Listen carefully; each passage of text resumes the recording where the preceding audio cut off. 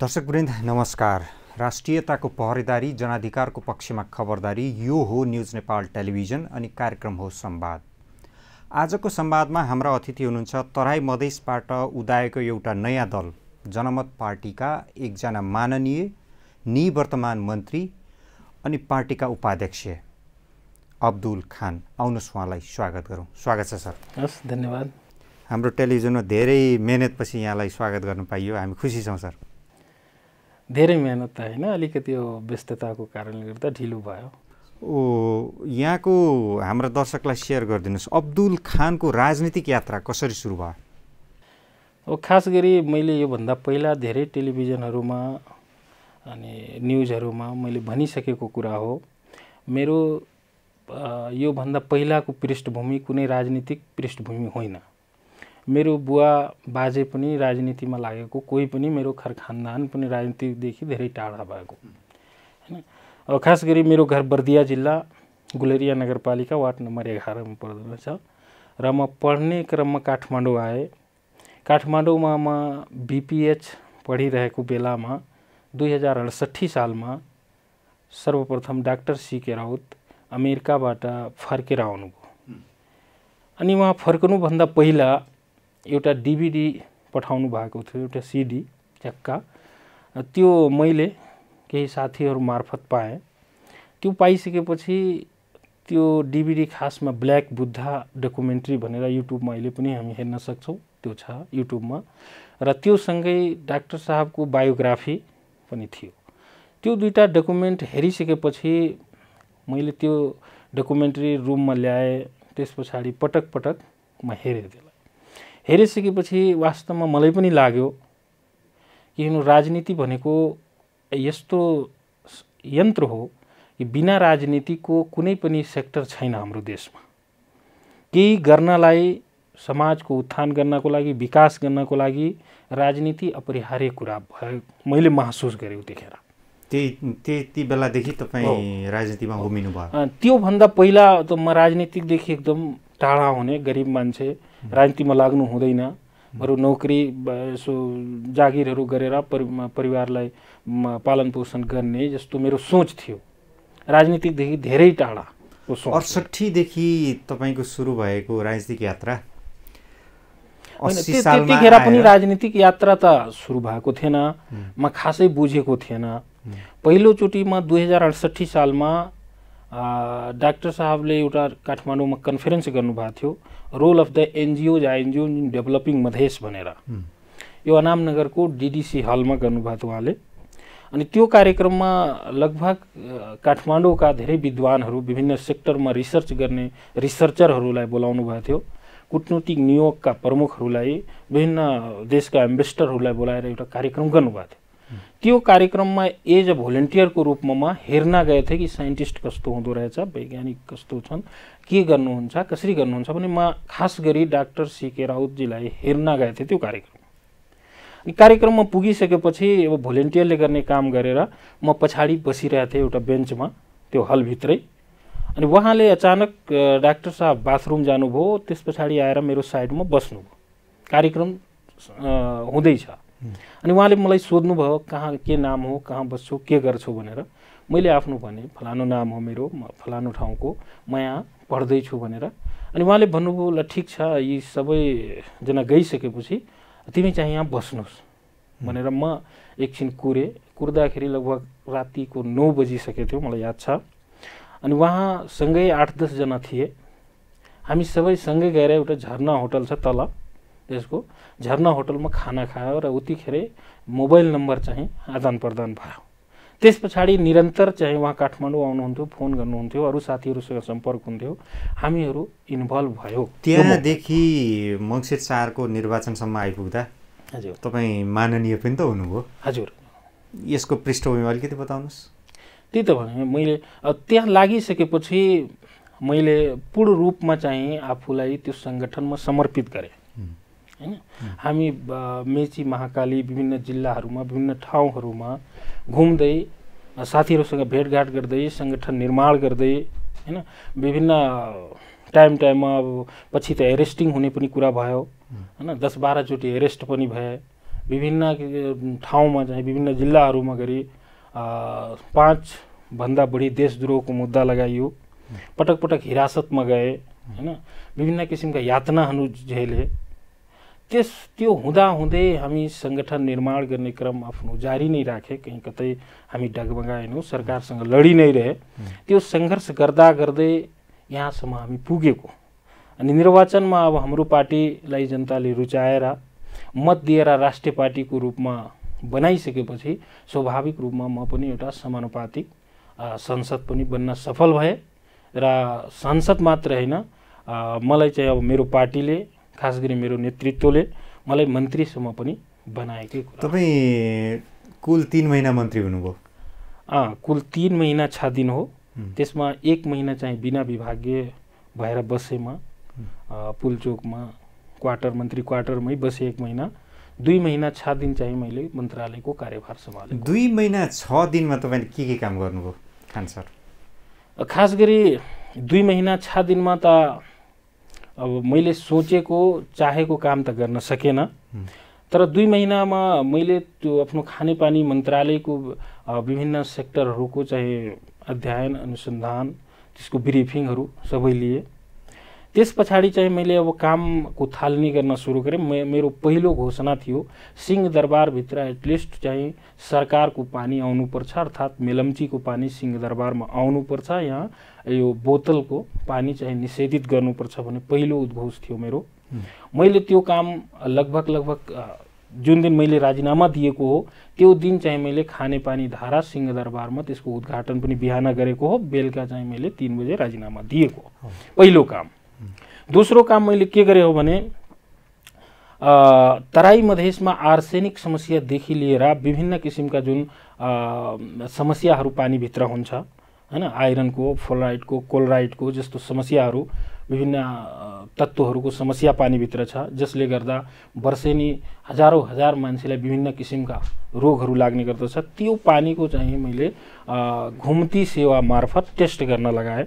विभिन्न ठाउँमा भ्यानहरू सञ्चालन गरेर गाउँ-गाउँमा गएर पानी चेक गर्ने काम गरेँ एउटा। तेस्रो काम मैले के गरेँ भने खानेपानी तराईमा, पहाडमा, हिमालमा सबै ठाउँमा भौगोलिक अवस्थादेखि लिएर भूगोलको संरचनादेखि को आवश्यकता हेरी विभिन्न किसिमका ठाउँहरूमा पानी चाहिँ हामी विभिन्न किसिमले पुर्याउन सक्छौँ भन्ने एउटा रिसर्च पेपर तयार पारे हैन। जस्तै हिमालमा पानी पुर्याउनको लागि कम्तीमा त्यसको लागि 2 देखि 2.5 वर्षसम्म निरन्तर काम गरेपछि हामीले भिर पाखामा पानी पुर्याउन सक्छौँ हैन। काठमाडौँ भ्यालीमा निरन्तर पानी पुर्याउनको लागि कम्तीमा 1 देखि 1.5 वर्षसम्मको समय चाहिन्छ र तराई मधेसमा पानीको समस्या समाधान गर्नको लागि, आर्सेनिक मुक्त गर्नको लागि कम्तीमा एटलिस्ट 2 वर्षको समय लाग्दो रहेछ भने एउटा हामीले कन्सेप्ट पेपर तयार पार्यौँ।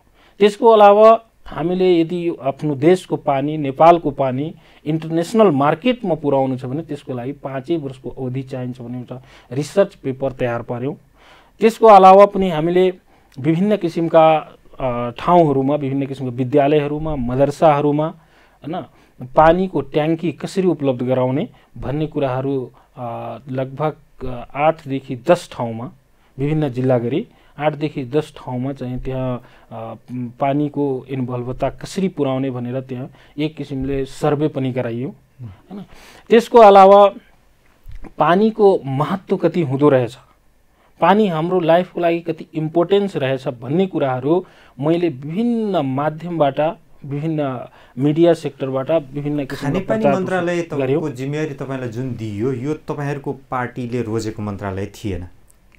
वास्तवमा हाम्रो भनाइ के थियो भनेपछि हामीले घोषणापत्रमा र यति दिनदेखि आन्दोलन गर्दै आएको, जनतासँग वाचा गर्दै आएको कुराहरूसँग सम्बन्धित मन्त्रालय यदि हाम्रो पार्टीलाई मिल्यो भने हामीले अझ राम्रो काम गर्न सक्छौँ भन्ने हाम्रो मान्यता थियो। त्यो हिसाबले जनमत पार्टी भनेको तपाईँको किसान आन्दोलन गरेर आएको पार्टी हो, त्यसकारण कृषि मन्त्रालय हामी रोजेको हो।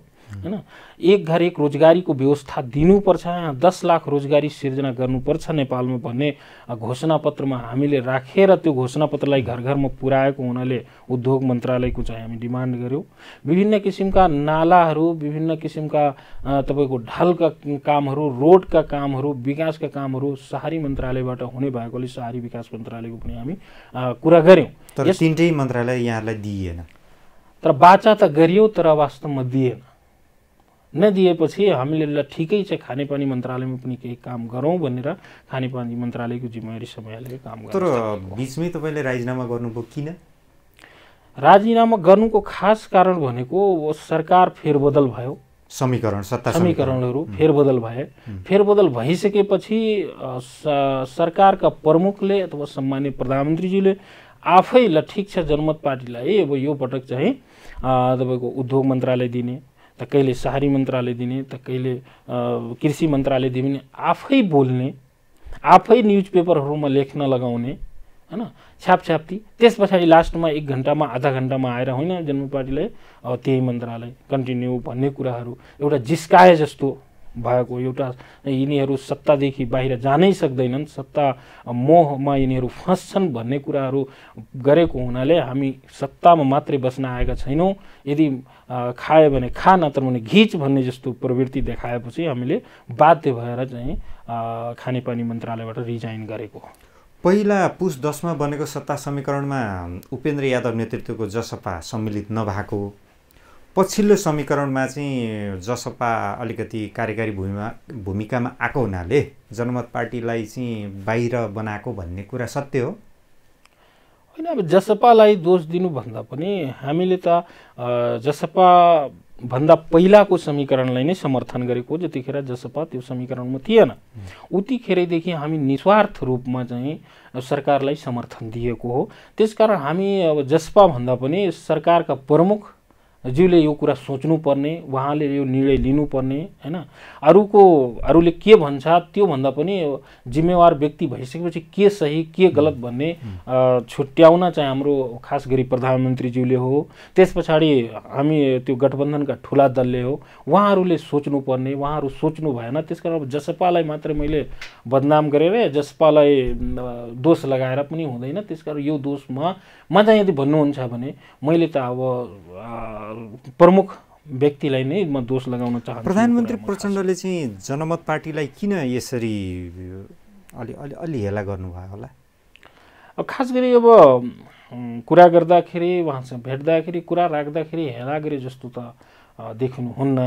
त विभिन्न किसिमका अब कारण होला, कुनै उहाँले चाहिँ अब त्यो स्पष्ट चाहिँ भन्नुभएको छैन। स्पष्ट उहाँले कुरा जनमत पार्टीको लागि राख्नुपर्छ। तर पहिलाको समीकरणमा चाहिँ उहाँले अरूलाई दोष लगाउनु भयो। मैले त दिनै चाहेको, जनमतलाई राख्नै चाहेको, जनमतलाई त्यही मन्त्रालय दिन खोजेको, तर अरूले गर्दा यस्तो भयो भनेर पहिलाको समीकरणमा भन्नुभयो। पछिको समीकरणमा पनि उस्तै कुरा गर्नुभयो। मतलब उहाँले जो जिम्मेवार व्यक्तित्व हुनुहुन्छ, उहाँले अरूलाई दोष लगाएर आफू चाहिँ होइन म त जनमतको साथमै छु, जनमत सरकारमा हुनै पर्छ, जनमत रहनै पर्छ भन्ने कुराहरू गर्न चाहिँ गर्नुभयो। तर व्यवहारमा चाहिँ त्यो लागू गर्नु भएन।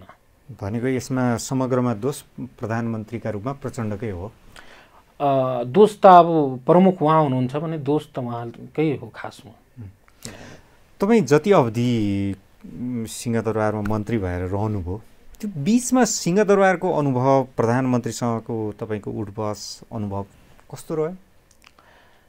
अब सिंहदरबार भनेको यस्तो ठाउँ हो जहाँ देशभरिको आँखा रहन्छ। सबै ठाउँका व्यक्तिहरू सिंहदरबारभित्र प्रवेश गर्नुहुन्छ र विभिन्न किसिमका व्यक्तिहरूको विभिन्न किसिमका आशा पनि सिंहदरबारसँग छ, हैन। त्यसकारण अब सिंहदरबार भनेको एक थरीको बुझाइले मात्र हुँदैन। त्यहाँ विभिन्न किसिमका बुझाइहरू, विभिन्न किसिमकाहरू व्यक्तिहरूको एउटा घुइँचो हुने ठाउँ भएको कारणले सिंहदरबारलाई यति सजिलै चाहिँ मैले 2 महिनामा सबै बुझिसके भने भन्न मिल्दैन, हेर्नुहोस्, हैन। तर सिंहदरबार यस्तो रहेछ कि एउटा मन्त्रीले चाहेमा सबै काम चाहिँ गर्न सक्दैन, हेर्नुहोस्। त्यहाँ मन्त्रीले चाहेको काम गर्न सक्दैन, सबै काम गर्न चाहिँ सक्दैन। के रहेछ त्यस्तो अड्काउ? किनभने अब एउटा मन्त्रालय छ, मानौ म एउटा मन्त्रालयको मन्त्री भए, मन्त्री हुने बित्तिकै म सबै कुरा म गर्न सक्दैन। किनकि अन्तर मन्त्रालयहरू छन्, अन्य विभिन्न मन्त्रालय छन्। जस्तै खानेपानी मन्त्रालय मेरो जिम्मा भयो हैन। अब मैले खानेपानीमा केही गर्न खोजेँ, केही गर्ने योजना ल्यायो भने अन्य मन्त्रालयसँग कोर्डिनेसन गर्नुपर्छ। जस्तै भौतिक यातायात मन्त्रालयसँग कोर्डिनेसन गर्नुपर्यो, भोलि हामी तार बिछाउनुपर्छ, हामीले पाइप बिछाउनुपर्छ हैन, खानेपानीको पाइप बिछाउनुपर्छ भने उसँग कन्सर्न गर्नुपर्यो। अन्य ठाउँहरूमा वन मन्त्रालय धेरै मन्त्रालयहरूसँग समन्वय गर्नुपर्ने हुन्छ, एउटा कारण हैन। त्यसमा अब उहाँहरूले कति छिटो चाहिँ स्वीकृति दिनुहुन्छ यो कुरालाई अन्तर मन्त्रालयले, त्यो एउटा पाटो छ।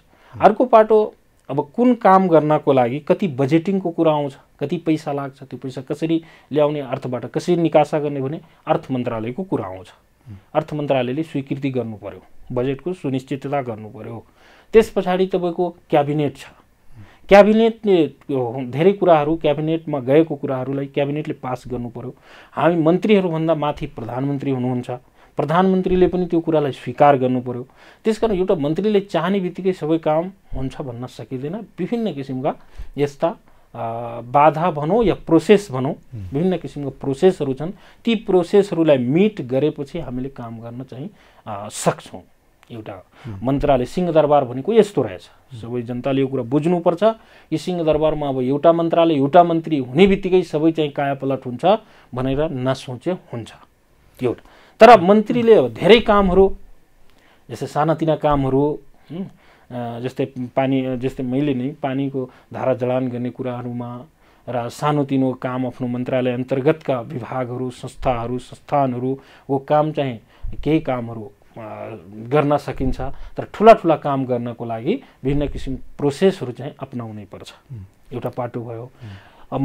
प्रधानमन्त्रीज्यूसँग उठबसको क्रममा मेरो राम्रो सम्बन्ध, म सम्मानित प्रधानमन्त्रीलाई धन्यवाद दिन चाहन्छु। मैले जतिखेर चाहे उतिखेर चाहिँ भेट्ने अवसर पाउँथेँ। मैले आफ्नो सबै कुरा राखेँ। यस्तो रहेछ, यदि मैले त सुरुको भेटमा प्रधानमन्त्रीलाई भनेकै थिएँ तपाईँ मलाई मन्त्री बनाउनुहोस्, मन्त्रालय दिनुहोस् हैन। यदि मैले अरू मन्त्रीभन्दा कम काम गरेँ भने 6 महिना मलाई टाइम दिनुहोस्, 6 महिना पछाडि तपाईँ आफै निकाल्न सक्नुहुन्छ। यदि मैले डेलिभरी दिन सकेन, मैले काम गर्न सकेन, मैले सुरुकै दिन प्रधानमन्त्रीसँग बाचा गरेको थिएँ। अनि उहाँले पनि मेरो कामहरू सबै मोनिटरिङ गर्नुभयो। अनि पछि चाहिँ एकदम प्रशंसा पनि गर्नुभयो हैन। तपाईँ बस्नुपर्छ, मैले राजीनामा लिएर जाँदाखेरि पनि अनि तपाईँ बस्नुपर्छ, तपाईँ राम्रो काम गर्नुभएको छ, धेरै कामहरू देखिरहेछन् हैन। मेलम्चीदेखि लिएर अन्य सबै संस्थानको विभागको सबै कामहरू चुस्त दुरुस्त भइरहेको अवस्था छ, तपाईँ राजीनामासम्म नदिनुहोस् भन्ने उहाँले चाहिँ मलाई भन्नुभएको थियो, प्रशंसै गर्नुभएको थियो। त्यसकारण प्रधानमन्त्रीसँग मेरो रिलेसन राम्रो थियो। व्यक्तिगत रूपमा चाहिँ प्रचण्ड कति कामकाजी मान्छे रहेछन्, यहाँको अनुभव कस्तो रह्यो? अब पहिला त म प्रचण्डज्यूलाई सुन्थेँ, हेर्नुहोस् टेलिभिजनमा हेर्थेँ र कहिलेकाहीँ बाँके बर्दियामा अब त पढ्दाखेरि कार्यक्रम हुन्थ्यो हैन। म 9-10 क्लासमा पढ्दाखेरि माओवादीको ठुलै बाँके बर्दियातिर चहलपहल थियो, हेर्नुहोस्। विभिन्न किसिमका दङ्गाहरू, विभिन्न किसिमको लडाइँहरू हुने गरेको। मेरै ठाउँमा गणेशपुर मेरो घर हो, त्यहाँ गणेशपुरमै धेरै ठुलो चाहिँ युद्ध भएकै हो हैन। उतिखेर त प्रचण्डज्यूको नाम सुन्दाखेरि एकदम कस्तो होलान् हैन, क्रूर होलान्, आतङ्कवादी होलान्, मान्छे मार्ने होलान् भन्ने जस्तो इमेज बनेको थियो। तर वास्तवमा मैले जब भेटेँ, पटक भेटेँ, उहाँसँग कुरा गरेपछि होइन, प्रचण्ड हामीले जस्तो सोचिरहेछौँ उस्तो हो। प्रचण्ड एकदम कोमल मान्छे, एकदम नरम व्यक्तित्व, नरम सरल स्वभावको व्यक्तित्व हुनुहुन्छ भन्ने कुरा मैले पाएँ। उहाँको कार्यशैली कस्तो रहेछ प्रधानमन्त्रीको रूपमा? पहिला कस्तो थियो होला त्यो चाहिँ मलाई थाहा छैन, हेर्नुहोस्। योभन्दा पहिला पनि उहाँ प्रधानमन्त्री हुनुभएको।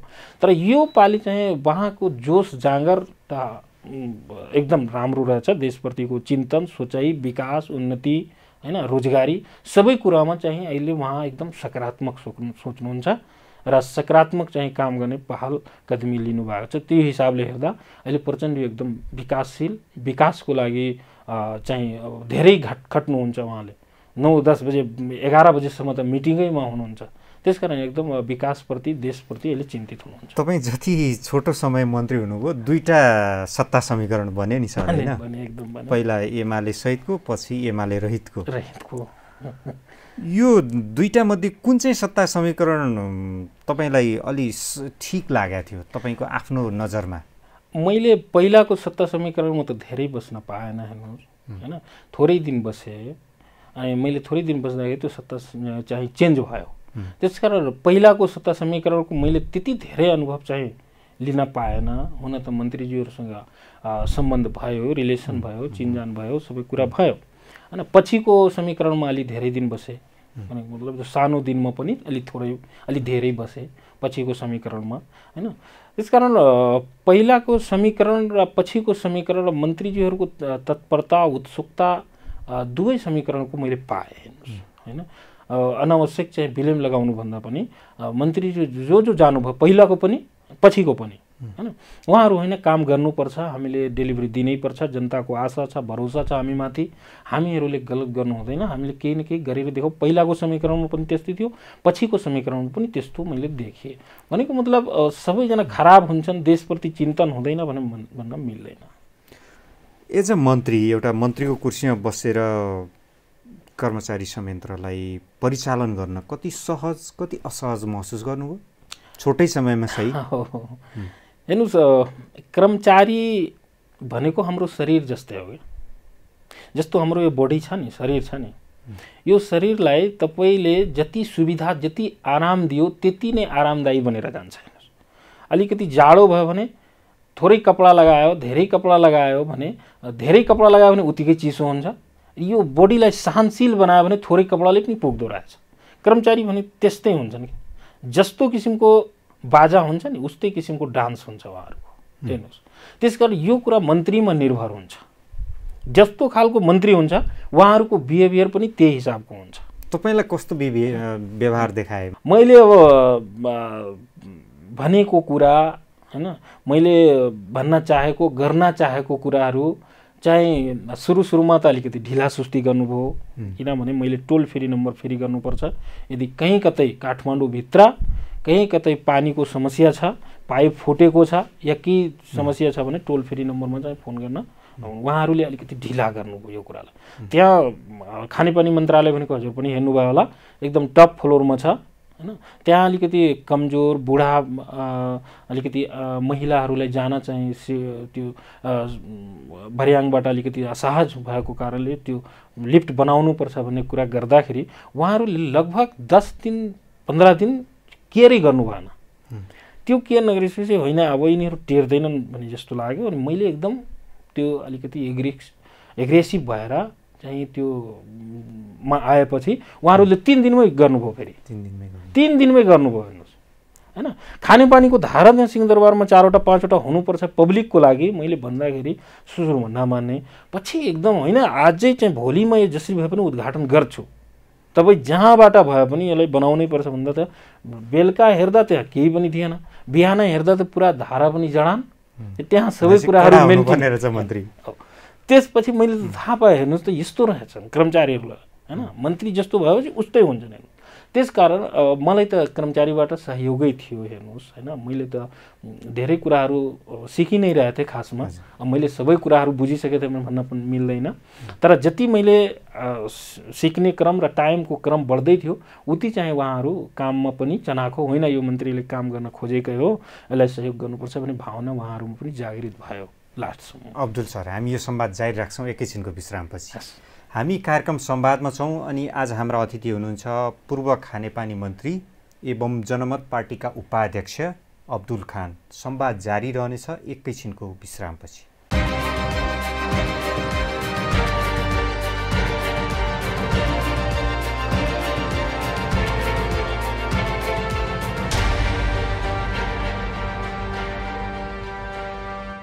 विश्रामपछि पुनः स्वागत छ सर। हस्, धन्यवाद। अब अलिकति तपाईँको पार्टीको कुरा गरौँ। छोटो समयमा निकै लोकप्रियता हासिल गरेको र जनताबाट पनि राम्रो मत पाएको पार्टी भनेर जनमत पार्टीलाई लिइन्छ। तराई मधेसको त एकदम उदाउँदो पार्टी, शक्तिशाली पार्टी भनिन्छ। तर उपचुनावमा चाहिँ तपाईँको पार्टीले राम्रो परिणाम ल्याएन, किन? तपाईँले छोटो समय भन्नुभयो हैन। 10 देखि 12 वर्षको समय हामीलाई त छोटो जस्तो लागेन, बाहिर देख्दाखेरि छोटो लाग्यो होला। हामीले 2068 सालदेखि केही व्यक्तिहरू हामी निरन्तर चाहिँ सङ्गठन निर्माणको क्रममा लाग्यौँ। र तपाईँलाई जानकारी होला राणा कालपछि सबभन्दा बढी मुद्दा लाग्ने पार्टी, देशद्रोहको मुद्दा लाग्ने पार्टी भनेकै जनमत पार्टी रहेको छ। एजेन्डै अलि उग्रवादी जस्तो भए पनि जस्तो भयो त्यो त मेहनतले हो नि त। जनतामा गएर कार्यक्रम गरेर सङ्गठन बनाएन र रेस्ट भएको हो, त्यतिकै त होइन हैन। त्यसकारण हामीले त जति अपेक्षा गरेको थियौँ त्यो अपेक्षाभन्दा परिणाम चाहिँ कमै आएको रहेछ हाम्रो दृष्टिकोणले यदि सोच्नुहुन्छ भने, सोध्नुहुन्छ भने हैन। तर जनताको हेराइ र बाहिर काठमाडौँमा बस्नेहरूको हेराइमा अलिकति फरक रहेको छ। काठमाडौँबाट हेर्दाखेरि होइन यो पार्टी त पहिलोचोटि आयो, एकैचोटि चाहिँ राष्ट्रिय पार्टी भयो भन्ने दृष्टिकोण छ। तर हामीबाट सोध्नुहुन्छ भने हामी धेरै मेहनत गरेको, धेरै परिश्रम गरेरै आएको। तपाईँहरूकै त्यत्रो लामो मेहनत रहेछ, दशकभन्दा बढी हो। त्यत्रो मेहनतलाई देशभरिको जनताले किन धेरै मात्रामा नरुचाइदिया होला त? त्यही त मैले भने त्यो यही विश्लेषणको कारणले गर्दा हो क्या। जुन हजुरहरूले यहाँ विश्लेषण गर्नुहुन्थ्यो नि, यहाँका मिडियाहरूले, यहाँका पत्रपत्रिकाहरूले, यहाँका बौद्धिक समाजले, काठमाडौँमा बस्नेहरूले जुन विश्लेषण गरेर केही कुराहरू राख्नुहुन्थ्यो त्यो देशव्यापी जान्छ। अनि देशव्यापी गइसकेपछि खासमा त्यो हिसाबले हामीलाई यहाँबाट समर्थन मिलेको थिएन। तर पनि अब जनताले केही ठाउँको जनताले धेरै बुझ्यो, केही ठाउँको जनताले कम बुझ्यो, केही ठाउँको जनताले बुझ्नै सकेन। हाम्रो आन्दोलनको क्रममा केही ठाउँका जनता धेरै बुझे, त्यहाँबाट हामीले धेरै मत पायौँ। केही ठाउँका केही भेगका जनताहरूले कम बुझे, त्यहाँबाट कम भोट आयो। र केही पहाड हिमालतिर हामीले चाहिँ प्रवेशै गर्न पाएन हैन। नपाइसकेपछि हाम्रो एजेन्डा, हाम्रो मिसन, हाम्रो भिजन हैन, हाम्रो आगामी रणनीति, दूरगामी सोच, देशको बृहत्तर हित, यो विषयमा चाहिँ बुझ्न नसकेपछि त भोट आउने कुरा भएन। कसलाई भोट दिने? मेरो जिज्ञासा चाहिँ उपचुनाव वैशाख 10 मा म भन्दैछु तपाईँको उपचुनावमा म आइपुगेँ। त्यस कारणले गर्दा वास्तवमा देशव्यापी रूपमा हामीले चाहिँ भोट जति चाहिएको हो, जति आउनुपर्ने हो, त्यो अपेक्षाको हिसाबले चाहिँ पाउन सकेनौँ। त्यो यथार्थ कुरा हो हैन। तर पनि हामी राष्ट्रिय पार्टी बन्न सफल भयौँ। यसको लागि सम्पूर्ण जनतालाई धन्यवाद दिनै पर्छ। रह्यो कुरा उपचुनावको कुरा, अब उपचुनावको कुरा त सर्वव्यापी कुरा, सबैलाई थाहा भएकै कुरा हो कि एक ठाउँमा पुरा देशकै शक्ति, पुरा देशकै रिसोर्स, पुरा देशकै मेन पावर एक ठाउँमा भएपछि, पाँच भाइ पुरा देशकै पाँच मेन शक्तिहरू एक ठाउँमा भइसकेपछि त्यहाँ त अब आफै सोच्नुहोस् हैन हैन कि कस्तो हालत। जनमत पार्टी एक्लै, फेरि साधन स्रोतको अभाव, पैसाको अभाव, हामीसँग सबै कुराको अभाव है। एकातिर अभावै अभाव, अर्कोतिर चाहिँ सबै भरि भरौ हैन। प्रदेशकै शक्ति उतै, पुरा देशकै शक्ति उतै भएपछि अब आफै विचार गर्नुहोस् कि त्यो पाँच दलको जुन गठबन्धन थियो, त्यो गठबन्धनबाट एउटा पार्टीले यदि समर्थन हामीतिर दिनुहुन्थ्यो भने हामी नै जित्थ्यौँ त। 5000 भोटको अन्तरले नै जितेको हुनुहुन्छ उहाँ हैन। 5000 को भोटको अन्तर, एकातिर 5 दल, ठुला दल, त्यो पनि राष्ट्रकै प्रमुख भएको दल हैन, अर्कोतिर जनमत पार्टी एक्लै भएपछि त्यो स्वाभाविक रूपमा हामीलाई भोट चाहिँ हामी जित्न त अङ्कगणितको हिसाबले जित्न सफल भएनौँ हैन। तर पार्टीगत सिस्टममा हेर्नुहुन्छ भने हामी एउटा पार्टीभन्दा त 2 गुणा बढी पावरफुल छौँ भन्ने कुरा देखिन्छ। एउटा पार्टी त्यहाँ 2वटा 3वटा पार्टी मिलेर गएको भए हामी त जित्थ्यौँ। उपचुनावमै पनि तपाईँहरूले चितवनमा, तनहुँमा उम्मेदवार उठाउनु भएन नि?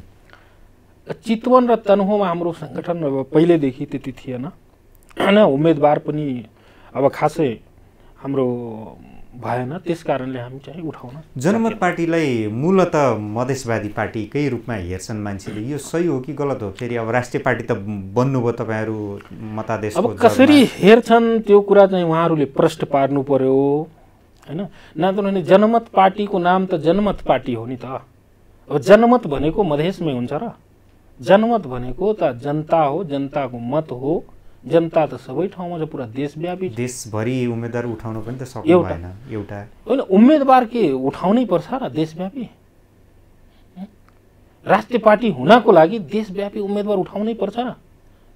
राष्ट्रिय पार्टी बनाउन या नबनाउन त जनताको मतले हो नि त। जनताले वास्तवमा जनताको मतले त हामीलाई राष्ट्रिय पार्टी बनाएकै हो त। अनि हामी कसरी त त्यो मधेसकै पार्टी भयो, क्षेत्रीय पार्टी भयो, त्यो त भन्न मिल्दैन। किन भन्छन् त त्यस्तो? के लाग्छ यहाँलाई? अब भन्नेको आफ्नो दृष्टिकोण होला हैन। किनभने हाम्रो सङ्गठन अब तराई मधेसमा अलिकति बढी भयो। हाम्रो चाहे प्रमुख लिडरहरू खासमा तराई मधेसकै भए हैन। त्यो हिसाबले हाम्रो मुभमेन्ट, हाम्रो सङ्गठन, हाम्रो आन्दोलन, हाम्रो योजना तराई मधेस केन्द्रित भएर होला, यी उहाँहरूले भन्नुभयो होला सायद। चाहे जसपा होस्, चाहे लोसपा होस्, चाहे अहिले आएको जनमत पार्टी नै होस्, यिनीहरूको मुख्य केन्द्र चाहिँ तराई मधेस मात्रै भयो, होल राष्ट्र सिङ्गो राष्ट्र बनेन भन्छन् एक थरी मान्छे। यो किन? तपाईँहरू नयाँ दल त नयाँ रूपमा आउनु पर्थ्यो, नयाँ तरङ्ग लिएर। त्यो भनेको तपाईँको नस्लवादी चिन्तनको कारणले गर्दा हेर्नुहोस् हैन। सोचमै चाहिँ व्यापकता नभएको एकदम साँगुरो सोच भएको मानसिकताले त्यो कुरा भनेको रहेछ हेर्नुहोस्। नत्र भने हामी कहिल्यै पनि क्षेत्रताको आधारमा आन्दोलन गरेनौँ, कहिल्यै पनि क्षेत्रता कुनै निश्चित भूगोलभित्र बस्नेहरूको लागि मात्रै आन्दोलन गरेनौँ। हामीले किसान आन्दोलन गर्दाखेरि के हिमाल पहाडमा किसान छैन? हामीले कहिल्यै पनि भनेनौँ कि सिराहा सप्तरी महोत्तरी सर्लाहीकै किसानको लागि तपाईँले किसान कार्ड बनाइदिनुहोस् हैन, किसानको चाहिँ बाली नालीको क्षतिपूर्तिको व्यवस्था गरिदिनुहोस्, किसान बिमा गरिदिनुहोस् भनेर हामी क्षेत्रीय आधारमा त कहिल्यै भनेनौँ। हामी त सम्पूर्ण देशभरिकै मुद्दाका आधारमा तपाईँहरू राष्ट्रिय दल दाबी गर्नुहुन्छ आफूलाई। अब हुन सक्छ हाम्रो चेहरा चाहिँ, हाम्रो अनुहार चाहिँ, हाम्रो रङ चाहिँ अब मधेस तराईको भएको कारणले पनि भन्न, त्यही भएर मैले नस्लवादी सोच भनेको हैन। किनभने यो कुरामा त सबैले चाहिँ यसलाई हामीलाई साँगुरिनेतिर लगाएपछि त ठिक हुँदैन नि त। हामी झन् हिमाल पहाड तराई सबैलाई एकजुट पार्ने कसरतमा छौँ हैन। अब तपाईँहरूले त्यस्तो आरोप लगाइदिनुहुन्छ भने त ठिक हुँदैन। कुन मानेमा ठिक हुन्छ भन्नु त? त्यसले गर्दा हाम्रो देशमा के हुन्छ, जातीयगत क्षेत्रीयगत द्वन्द्वहरू फैल्ने। तराई मधेस क्षेत्रबाट लामो समयदेखि राजनीतिमा सक्रिय लोसपा जसपा लगायतका दलहरूसँग यहाँहरूको मित्रवत सम्बन्ध हो कि यो के सम्बन्ध छ? हेर्नुहोस्, म पटक पटक भन्दै आएको कुरा हो, राजनीतिमा कोही स्थायी रूपमा शत्रु पनि हुँदैन, कोही मित्र पनि हुँदैन। राजनीतिमा राजनीति भनेको गतिशील अस्त्र हो, यो चलायमान भएको सङ्गठन हो। यो हमेसा समय अनुसार समयको अनुकूलताको हिसाबले यसको आफ्नो रणनीतिहरू, आफ्नो योजनाहरू बदलिरहन्छ हेर्नुहोस्। त्यसकारण यसमा हाम्रो कुनै शत्रु छैन अनि कुनै थायी रूपमा कोही मित्र पनि छैन। सप्तरीमा डाक्टर सीके राउतले उपेन्द्र यादवलाई हराउनु भयो, फेरि रौतहटमा उता बारामा गएर पनि त्यहीँ हराउन कोसिस गर्नुभयो नि त। तपाईँहरूको अलिक प्रतिस्पर्धा त त्यस्तै देखिन्छ नि। यो इमान्दारिता सबैमा हुनुपर्छ। मैले जहाँ छु, जुन पार्टीमा छु, जुन सङ्गठनमा छु, त्यो त्यसलाई बढाउनु, त्यसलाई अगाडि लैजानु, त्यसको मिसन भिजन लागू गराउनु हैन, त्यो मेरो नैतिक धर्म पनि हो, मेरो जिम्मेवारी हो हेर्नुहोस्। त्यो हिसाबले हेर्दाखेरि अब हाम्रो जिम्मेवारी, हाम्रो नैतिक कर्तव्य, हामीले जनतालाई आफ्नो मिसन भिजनबाट कसरी चाहिँ उहाँहरूलाई लाभान्वित पार्ने कुरामा चाहिँ हाम्रो पार्टीले त्यहाँ मित्रवत प्रतिस्पर्धा गरेको हो। हामी मार्न गयौँ, हामी पनि जनतामा गयौँ, उहाँले पनि जनतामा जानुभयो। अब जनताले जोलाई चाहियो उहाँ जितेर आउनुभयो। अहिले राजनीतिक रूपमा चाहिँ तपाईँहरू यो वर्तमान सत्ता समीकरणमा जनमत पार्टी छँदैछ नि, बाहिरिएको त छैन नि होइन सर? बाहिरिएको छैन। हाम्रो जनमत पार्टी चाहिँ सरकारलाई समर्थन दिएकै हो। सरकार चाहिँ छोडेको मतलब मन्त्रीमण्डलबाट हटेको। अब फेरि मन्त्रीमण्डलमा जाने सम्भावना कति छ जनमत पार्टीको? तपाईँ मन्त्री बन्नुहुन्छ कि बन्नुहुन्न?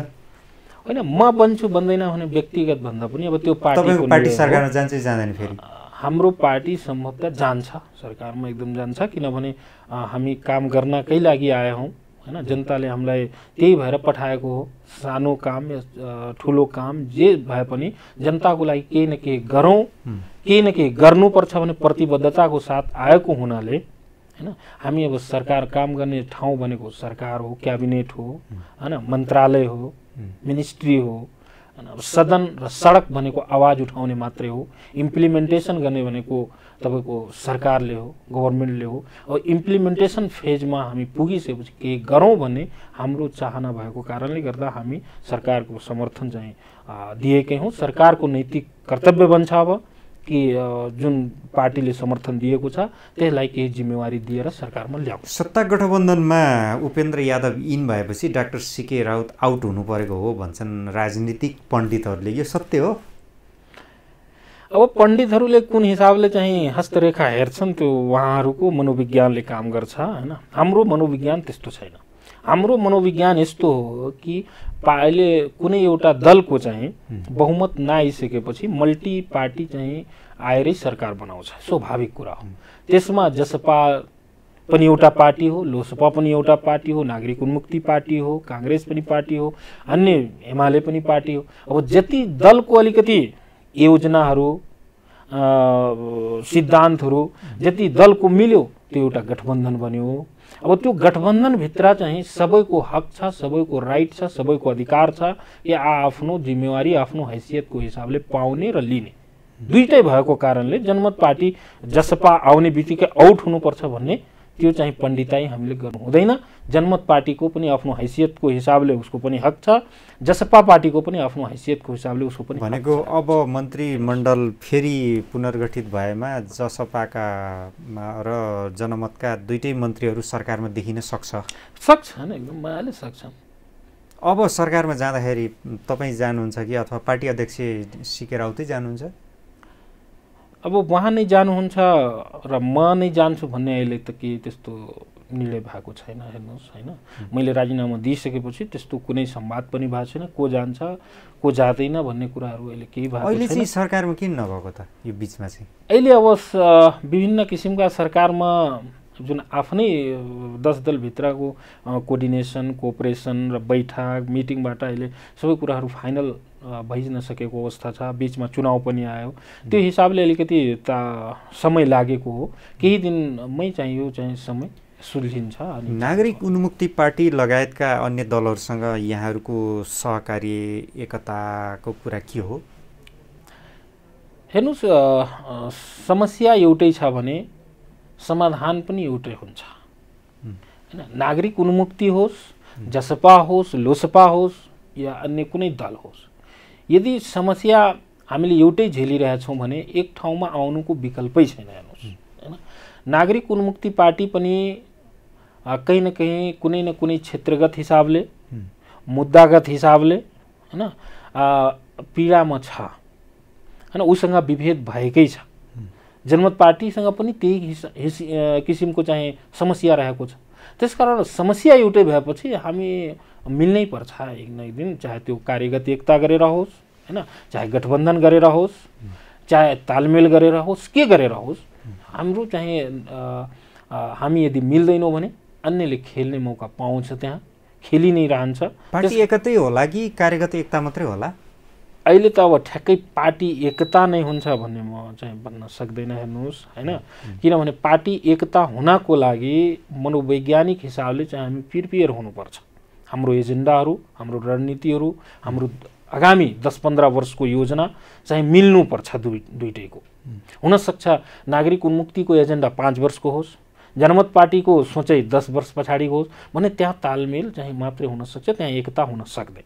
यदि होइन दुईटैको सोचै एउटै हुन्छ भने त्यो एकता पनि सम्भव हुन्छ। जनमत पार्टीको दृष्टिमा अब अरू दल त भइहाले, जसपा र लोसपा मध्ये सबभन्दा निकट दल चाहिँ सहयात्री दल चाहिँ कुन हो? अब कुन बेसिसमा निकट भनौँ, अलिकति ट्युनिङ मिल्ने, अलिकति तरङ्ग मिल्ने?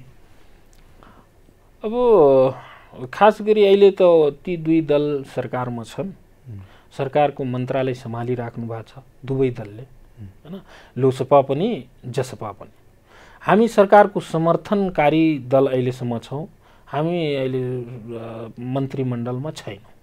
त्यो हिसाबले चाहिँ ती दुईटै दल हाम्रो लागि समान छन्। हेर्नुहोस् हैन, किनभने ती दुईटै दलमा खास भिन्नता छैन। यति भिन्नता होला कि कुनैका नेता चाहिँ कांग्रेस पृष्ठभूमिमा आयो होलान्, कुनैको नेता चाहिँ कम्युनिस्ट पृष्ठभूमिमा आयो होलान्, तर उहाँहरूको जुन चरित्र हो, उहाँहरूले जुन किसिमले मधेस तराईमा गरेको प्रदर्शन हो त्यो भिन्न छैन। हेर्नुहोस्, त्यसकारण हाम्रो दृष्टिकोणमा दुईटै समान रहेको छ। जनमत पार्टीका लागि कम्युनिस्ट शक्ति अलि नजिकको हो कि काङ्ग्रेस शक्ति अलि नजिकको हो? जनमत पार्टीको लागि जनता एकदम नजिकको हो। पार्टी राजनीतिक रूपमा चाहिँ अब तपाईँले कुरा गरिसक्नुभयो, उसको के भन्छ सिद्धान्तको कुरा गर्नुभयो होइन, सोसलिजमको कुरा गर्नुभयो, एउटा कम्युनिजमको कुरा गर्नुभयो। जनमत पार्टी कतातिरको रहेछ भने होइन, जनमत पार्टीले स्पष्ट लेखेको छ भने सामुदायिक समाजवाद भनेको हाम्रो सिद्धान्त हो, हाम्रो कम्युनिजम पनि होइन, हाम्रो प्योर सोसलिजम पनि होइन, हाम्रो सामुदायिक समाजवाद हो। सामुदायिक समाजवाद भनेको समुदाय चाहिँ आफ्नो स्तरमा बलियो हुनुपर्छ। जस्तै एउटा पालिका छ, पालिकामा 10 वटा वडा छ भने सबै वडा चाहिँ शक्तिशाली हुनुपर्छ, सबै वडाले आफ्नो निर्णय गर्न सक्नुपर्छ, सबै वडाले आफ्नो भिजन मिसन लागू गरेर त्यहाँ सेवा प्रदान गर्न सक्नुपर्छ भन्ने कुरा सामुदायिक समाजवाद पर्दछ। त्यो सिद्धान्त चाहिँ जनमत पार्टी। तपाईँहरूको पार्टी जस्तै राष्ट्रिय स्वतन्त्र पार्टी पनि निकै उदाउँदो शक्तिका रूपमा देखिया छ, त्यो पार्टीप्रति चाहिँ यहाँहरूको दृष्टिकोण के हो? रासुपा खासमा अब जनताले रासुपालाई थोरै समयमा भए पनि धेरै माथिसम्म पुर्याए, जनताको आशा छ, भरोसा छ, जनताले विश्वास गरेको हो हैन। त्यो हिसाबले अब रासुपा पनि जोस जाँगरको साथ आएको हो पनि, उसले आफ्नो गतिविधि पनि त्यो हिसाबले गरिरहेको छ हैन। र रासुपाको धेरै मुद्दाहरू, धेरै एजेन्डाहरू हामीसँग मिल्दोजुल्दो छ। सहकारी हुन सक्छ, सहकारी हुन सक्छ, त्यसमा दुई मत। पार्टी एकतामा त मैले योभन्दा पहिल्यै प्रश्न पारिसकेँ। एकता हुनको लागि धेरै कुराहरू मिल्नुपर्छ के, एकदम नीतिगत सिद्धान्त मिल्नुपर्छ, दूरगामी सोच मिल्नुपर्छ। 10 वर्ष 20 वर्ष पछाडि हामीले के गर्ने, हामी कहाँसम्म पुग्ने, त्यो सोच मिल्नुपर्छ एकताको लागि। तर सहकार्यको लागि केही समय भए पनि केही मुद्दा, केही एजेन्डाहरू मिलेपछि सहकार्य चाहिँ हुन सक्छ। त्यसकारण रासुपालाई पनि जनताले मन पराएको, जनताले आशा पनि राखेको छ। जनमत पार्टीसँग पनि जनताको धेरै आशा भरोसा, त्यसकारण चाहिँ सहकार्य हुन सक्छ, त्यसमा कुनै आपत्ति छैन। त्यो हिसाबले हाम्रो सम्मान्य अध्यक्षज्यू रासुपाको अध्यक्षज्यूसँग पटक पटक चाहिँ भेटवार्ता पनि भइरहेको छ, तपाईँहरू पनि हेर्दै हुनुहुन्छ, त्यो हुन सक्छ। अहिले पछिल्ला दिनमा चाहिँ अब यो राजनीति स्थिरतातिर जाँदैन, अब यहाँ प्रतिगामी शक्ति पनि हावी हुन सक्छ भन्ने चर्चाहरू सुनिन्छन्, यहाँलाई चाहिँ कस्तो लाग्छ? अब यहाँ मलाई यो कुरामा साह्रै टेन्सन लाग्छ क्या, कसलाई प्रतिगामी भन्ने, कसलाई चाहिँ दूरगामी भन्ने, कसलाई के भन्ने के। जब सरकारमा जो जान्छ अर्कोलाई प्रतिगामी भनि नै हाल्छ, जुनसुकै भाषा प्रयोग गरे पनि हैन। त्यसकारण अब यो चाहिँ छुट्याउन साह्रै मुस्किल छ क्या। यी पुराना दलहरूको यो अहिलेको होइन, यो 20औं वर्षको अभ्यास हो। सरकारमा गएपछि राष्ट्रवादी, सरकारबाट निस्किने बित्तिकै प्रतिगामी भनिहाल्ने अर्कोलाई, त्यो चाहिँ ठिक होइन। हेर्नुहोस्, यो सबै जो प्रमुख दलहरू जो वर्षौँदेखि सत्तामा हुनुहुन्छ, वर्षौँदेखि देशलाई हाँकिराख्नु भएको छ, उहाँहरूको भाषा हो। मेरो भाषामा त्यो के होइन, मेरो भाषामा सिम्पल भाषा यो हो कि जनतालाई वर्तमान अवस्थामा के चाहिन्छ त्यति मात्रै डेलिभरी गरौँ न हामी, शिक्षा, स्वास्थ्य, रोजगारी दिउँ।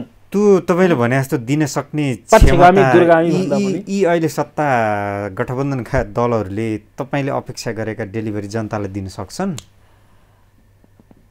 अब 100% त भन्न मिल्दैन हेर्नुहोस् हैन, किनभने उहाँहरूको सोच भनेको, उहाँहरूको नेतृत्व अहिले कम्तीमा 60-70 वर्षको हुनुभयो। मानौँ उदाहरणको लागि म भन्दैछु, अहिले संसार 30 वर्षले 25 वर्षको तपाईँ आफ्नो एकजना केटासँग सोध्नुहोस् भने त्यो संसारले नै मोबाइलमा देखाइदिन्छ। हेर्नुहोस् अमेरिकामा के भइरहेछ, युरोपमा के भइरहेछ हैन, अन्य देशहरूमा कस्तो संरचना छ भने एउटा सानो मोबाइलमा अहिले तुरुन्तै देखाउन सक्छ। तर त्यही कुरा हामीले 80 वर्षको नेतृत्वसँग यदि ल तपाईँ देखाउनुहोस् त अहिले युरोपमा के हुँदैछ भने अधिकांशको त्यो पहुँच छैन। त्यसकारण हाम्रो सोचमा फरक छ के। अहिले वर्तमान जेनेरेसनको सोच के हो, वर्तमान जेनेरेसनले के खोजिरहेछ, वर्तमान अवस्था के खोजिरहेछ भन्ने कुराको सोच र उहाँहरूको सोच त 50 वर्ष पुरानो सोच हो नि त हैन। उहाँहरूले अहिले पनि चिठी पत्रको कुरा म विश्वास गर्नुहुन्छ भने सोचै फरक छ भने डेलिभरी कसरी दिन सक्नुहुन्छ, त्यो सम्भवै छैन। यो त सोच मिल्नु पर्यो हैन। त्यसकारण उहाँहरूबाट 100% हुन्छ भनेर भन्न मिल्दैन। उहाँहरूसँग पनि सेकेन्ड लेयरका, थर्ड लेयरका नेताहरू हुनुहुन्छ धेरै विद्वान नेताहरू हुनुहुन्छ, जस्तै कुनै पार्टी विशेषलाई होइन सबै दलमा एमाले होस् कांग्रेस होस् माओवादी होस् मान्छे चाहिँ अब ठुला भनिएका पुराना भनिएका दलहरुको काम छैन, होइन दल अब नयाँ चाहियो भन्ने दल त सबै ठिक छ हेर्नुहोस्, दललाई नेतृत्व गर्ने दललाई हाँक्ने मन अलिकति समस्या हुन्छ। जस्तै बस भनेको बसको इन्जिन राम्रो छ भने प्यासेन्जरको लागि अप्ठ्यारो छैन, तर त्यहाँ ड्राइभरको कस्तो अवस्था छ, ड्राइभर अल्कोहोलिक छ, ड्राइभर चाहिँ ट्रेन छैन, के छ, उसले स्टियरिङ चलाउने मान्छे न मेन हुनु पर्यो। त्यसकारण यहाँ स्टियरिङ मेन स्टियरिङ जसको हातमा छ उहाँहरूको सोच भनेको पुरानो सोच रहेछ। यदि त्यो स्टियरिङमा उहाँकै दलका सेकेन्ड थर्ड लेयरका नेतृत्व पुग्नुभयो भने पक्कै नै उहाँहरू गर्नुहुन्छ, उहाँहरूले राम्रो आवाज उठाइराख्नु भएको छ। तर दुर्भाग्यवश सबैको चल्दैन। यो बहुदलीय व्यवस्थामा चाहिँ दलको नेतृत्वको हुइप जारी हुन्छ हैन, दलका केही नेताहरूले चाहने बित्तिकै सबै हुन्छ भने पनि भन्न मिल्दैन। हुइपलाई मान्नुपर्छ, स्वीकार्नुपर्छ, नेतृत्वले दिएको आदेश स्वीकार्नुपर्छ भन्ने कुराहरू यस्ता बाधा भएको कारणले म यसलाई बाधा भन्छु। हेर्नुहोस्, बाधा भएको कारणले गर्दा यी नेतृत्वहरू जुन अहिले टप लेभलका नेतृत्व छन् उहाँहरूबाटै कायापलट हुन्छ भने भन्न सकिँदैन। नेतृत्व परिवर्तन भएपछि यी पार्टीहरूबाट पनि सम्भावना छ। एकाथरी मान्छे चाहिँ यो सङ्घीय लोकतान्त्रिक गणतन्त्र भन्ने व्यवस्थै रहँदैन, यही खतरामा छ भन्छन्। प्रधानमन्त्रीले पनि यस्तै चुनौती बताउँछन् बेला बेला। यो के लाग्छ यहाँलाई? मलाई त्यो खासै चुनौती लाग्दैन, किनभने बहुदलीय व्यवस्था छ, हाम्रो लोकतान्त्रिक गणतन्त्र हाम्रो देशमा छ भने सबैले आफ्नो कुरा राख्न पाउने सबैको हक हो, सबैको अधिकार हो हैन। त्यसबाट उसको मनोभावना मनोविचारलाई चाहिँ कुण्ठित गर्ने काम कहीँ कतैबाट हुनु हुँदैन। त्यो हिसाबले कहीँ कतै कसैले हैन त्यो पुरानो व्यवस्थाले राम्रो भनिदियो भन्ने बित्तिकै लोकतान्त्रिक गणतन्त्र चाहिँ खतरामा छ भनेर म यो मान्न तयार छैन। किनभने लोकतान्त्रिक गणतन्त्र भनेको उत्कृष्ट व्यवस्था हो, गणतन्त्र भनेको संसारकै उत्कृष्ट व्यवस्था हो। भनेको यो व्यवस्थामा खतरा देख्नुहुन्न? छैन, यो व्यवस्था रहन्छ। यो व्यवस्थामा केही कुराहरू परिमार्जन हुन सक्छ, त्यो कुरा म मान्छु हैन, तर यो व्यवस्थै गलत हो, व्यवस्थै बदल्नुपर्छ भन्ने मलाई लागिरहेछ। अब यो व्यवस्था बदलेर कुन व्यवस्था ल्याउने भन्नु त? त्यही पहिलाकै व्यवस्था ल्याउनु भनेको त पहिला त उहिले जमानामा मान्छे नाङ्गै हिँड्थे भने अहिले पनि नाङ्गै हिँड्ने जस्तो भयो नि त हैन। त्यसकारण यो व्यवस्था उत्कृष्ट व्यवस्था हो, यो व्यवस्था रहन्छ, राख्नु पनि पर्छ। केही कुराहरू कमी कमजोरी छ भने त सच्याएर जानुपर्छ। अब्दुल सर, तपाईको महत्त्वपूर्ण विचार अनि समयका लागि हामी एकदमै आभारी छौँ। हस्, धन्यवाद। दर्शकवृन्द, उहाँ हुनुहुन्थ्यो अब्दुल खान, जनमत पार्टीका उपाध्यक्ष अनि एकजना नेता जो अहिले माननीय पनि हुनुहुन्छ, निवर्तमान खानेपानी मन्त्री पनि हुनुहुन्थ्यो। उहाँले पार्टीको राजनीति र वर्तमान समसामयिक राजनीतिक विषयका सन्दर्भमा आफ्ना विचारहरू राख्नुभएको छ। उहाँका विचारहरू यहाँहरूलाई कस्तो लाग्यो फैसला गर्ने जिम्मा तपाईँहरूको। आजको संवाद यति नै। हाम्रा प्रसारणहरू सामाजिक सञ्जालका सबै डिजिटल प्लेटफर्महरूमा प्रत्यक्ष हेर्न सक्नुहुनेछ। आजको संवाद यति नै। हेर्दै रहनुहोला न्युज नेपाल टेलिभिजन। नमस्कार।